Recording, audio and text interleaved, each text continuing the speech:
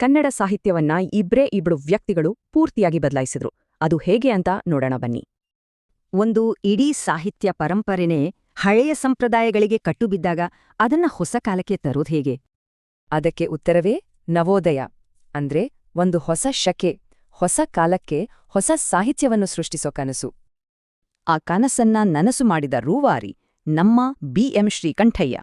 ಇವರನ್ನ ಬಿ.ಎಂ. ಶ್ರೀ ಅಂತಾನೂ ಕರೀತಾರೆ. ಅವರ ಜೀವನದ ಕೆಲವು ಪ್ರಮುಖ ಘಟನೆಗಳು ಕನ್ನಡ ಸಾಹಿತ್ಯದ ದಿಕ್ಕನ್ನೇ ಪೂರ್ತಿಯಾಗಿ ಬದಲಾಯಿಸ್ಬಿಟ್ವು. ಆದರೆ ಅವರ ಈ ಸಾಹಿತ್ಯ ಸೇವೆಗೆ ಸ್ಫೂರ್ತಿ ಬಂದಿದ್ದು ಒಂದು ವೈಯಕ್ತಿಕ ನೋವಿನಿಂದ, ಜೊತೆಗೆ ಒಂದು ದೃಢವಾದ ಶಪಥದಿಂದ. ಪತ್ನಿಯ ಸಾವಿನ ನೋವಲ್ಲಿ ತಮ್ಮ ಬದುಕನ್ನ ಎರಡೇ ವಿಷಯಗಳಿಗೆ ಮೀಸಲಿಟ್ರು. ಒಂದು, ತಾಯಿಯಿಲ್ಲದ ಮಕ್ಕಳು, ಇನ್ನೊಂದು ಕನ್ನಡ. ಆ ಶಪಥದ ಮೊದಲ ಫಲವೇ ಇಂಗ್ಲಿಷ್ ಗೀತೆಗಳು. 1921ರಲ್ಲಿ ಇದು ದೊಡ್ಡ ಕ್ರಾಂತಿಯನ್ನೇ ಸೃಷ್ಟಿಸಿತು. ಇದು ಬರೀ ತರ್ಜುಮೆ ಆಗಿರ್ಲಿಲ್ಲ, ಆಧುನಿಕ ವೈಯಕ್ತಿಕ ಭಾವನೆಗಳನ್ನ ಕನ್ನಡದಲ್ಲೂ ವ್ಯಕ್ತಪಡಿಸಬಹುದು ಅಂತ ತೋರ್ಸ್ಕೊಟ್ಟ ಕೃತಿ.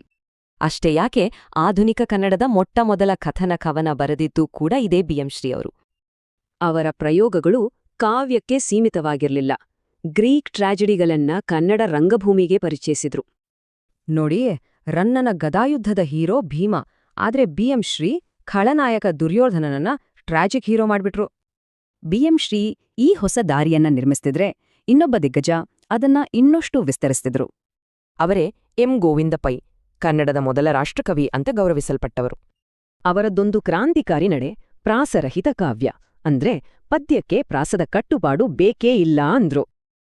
ಈ ಹೊಸ ಪ್ರಯತ್ನವನ್ನ ಅವರು ಸಮರ್ಥಿಸಿಕೊಂಡಿದ್ದು ಹೀಗೆ: ಇಂದು ಓರ್ವನೆ ನಡೆದಾಡಿದ ದಾರಿ ನಾಳೆ ತೇರುಗಳು ಓಡಾಡಬಲ್ಲ ರಾಜಮಾರ್ಗವಾಗ್ತದೆ. ಅಷ್ಟೇ ಅಲ್ಲ, 1916ರಲ್ಲೇ ಕನ್ನಡದ ಮೊದಲ ಸಾನೆಟ್ ಕವಿತಾವತಾರವನ್ನು ಬರೆದ್ರು ಗೋವಿಂದ ಪೈ. ಪೈ ಅವರ ಕಥಾವಸ್ತುಗಳು ಜಾಗತಿಕವಾಗಿದ್ದವು. ಯೇಸುವಿನ ಬಗ್ಗೆ ಗೋಲ್ಗೊಥಾ ಮತ್ತು ಬುದ್ಧನ ಬಗ್ಗೆ ವೈಶಾಖಿಯಂತಹ ಕೃತಿಗಳನ್ನು ರಚಿಸಿದರು. ಹಾಗಾದ್ರೆ ಬಿ.ಎಂ. ಶ್ರೀ ಮತ್ತು ಗೋವಿಂದ ಪೈ ಇಬ್ರೂ ಸೇರಿ ಮಾಡಿದ್ದೇನೋ? ಕನ್ನಡ ಸಾಹಿತ್ಯಕ್ಕೆ ಒಂದು ಹೊಸ ಆತ್ಮವಿಶ್ವಾಸವನ್ನೇ ತುಂಬಿದ್ರು.